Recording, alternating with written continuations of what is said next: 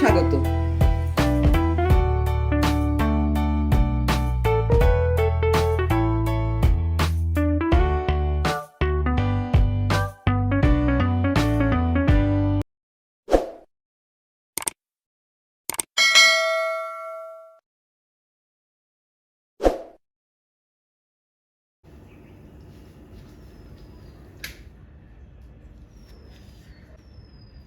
আজকের রান্না শিম দিয়ে মাছের ঝোল।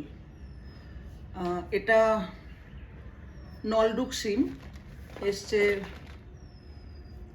উত্তরবঙ্গের রায়গঞ্জ থেকে। এটা কি কয়েকটা দিন ফ্রিজে ছিল, ফলে একটুখানি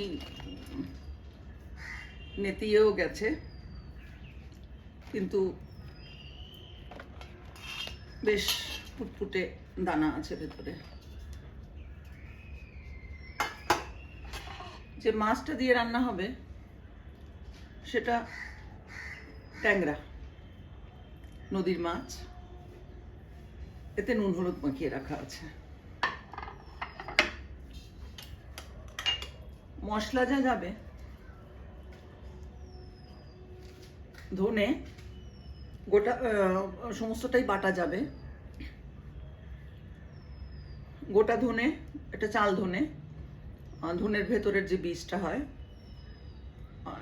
জিরে, এখানে 1 চামচ জিরে আছে, 1 চা চামচ জিরে, 2 চা চামচ ধনে, 1 টুকরো আদা, 3টে শুকনো লঙ্কা। এটা বৈদিকি লঙ্কা, বেশ ঝাল, ওই জন্য আমি কম দিলাম পরিমাণে। 1টা পেঁয়াজ।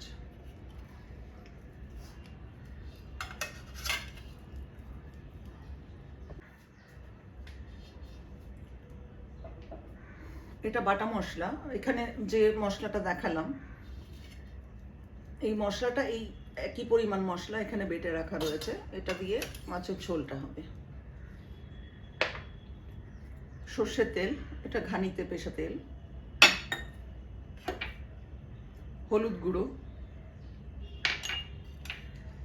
লবণ। এই হচ্ছে আয়োজন।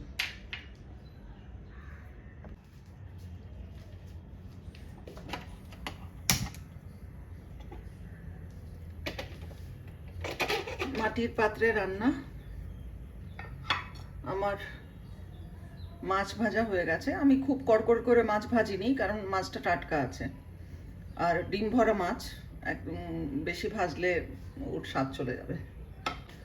যে তেলটা দিয়ে মাছ ভেজেছি সেই তেলটাই দিচ্ছি।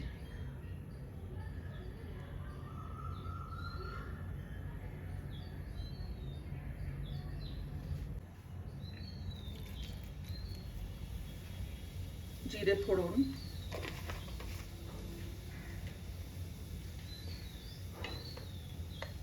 তারপর সোজা মশলা।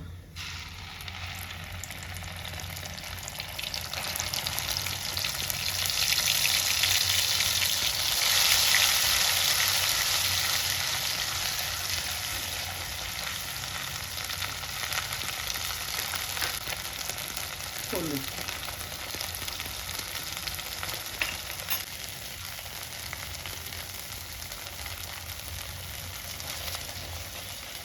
মশলা কষা হয়ে গেছে। এতে গোটা বাছা শিম,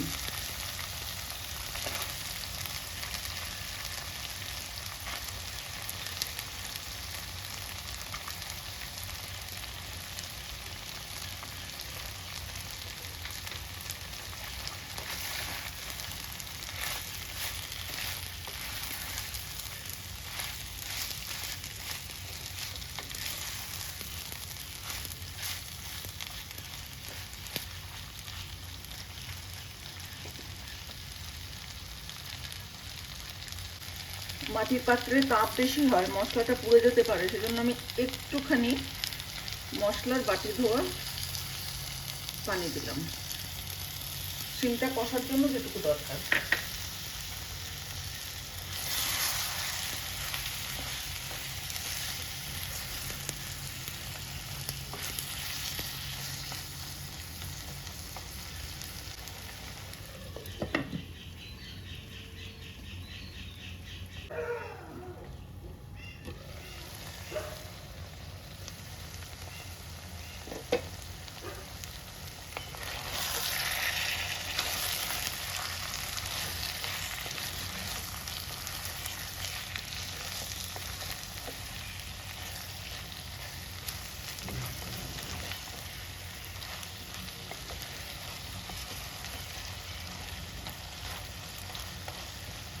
এ খুব তরিবতের রান্না, তরিজুতের রান্না নয়, এগুলো রোজকার রান্না। এটা আমাদের বাড়ির রান্না, আমাদের বাড়িতে আমার মা যেভাবে করতেন আমি সেভাবেই করছি। তো এবার বাকি মশলা ধোয়া জল,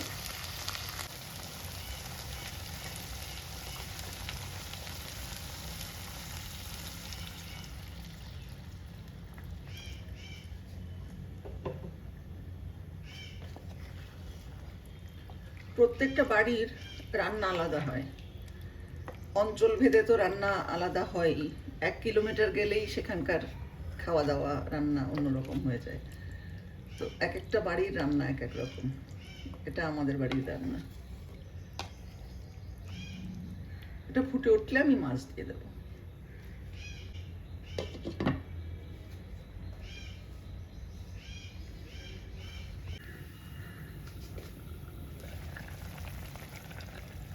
সিম একদম টকবক টকবক করে ফুটছে, সিমের ঝোল। এবার এতে মাছ,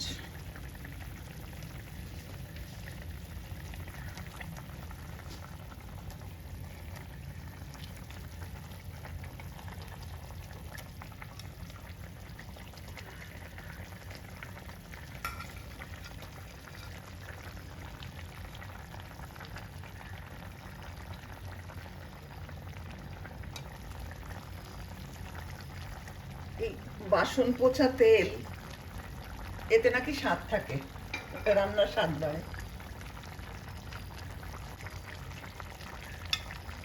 এটাও স্বাদের জন্য।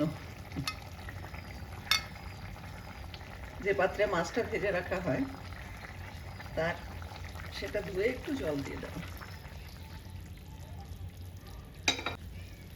এবার আমি লবণ দিয়ে দেব, লবণ স্বাদ মতো, যে যেরকম খান।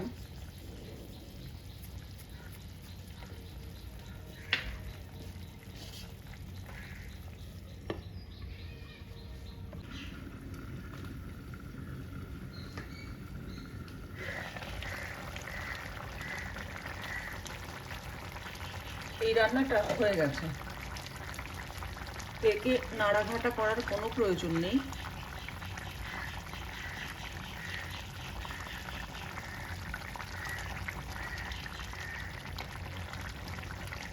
আমি শুধু একটু লবণ দেখে নেব।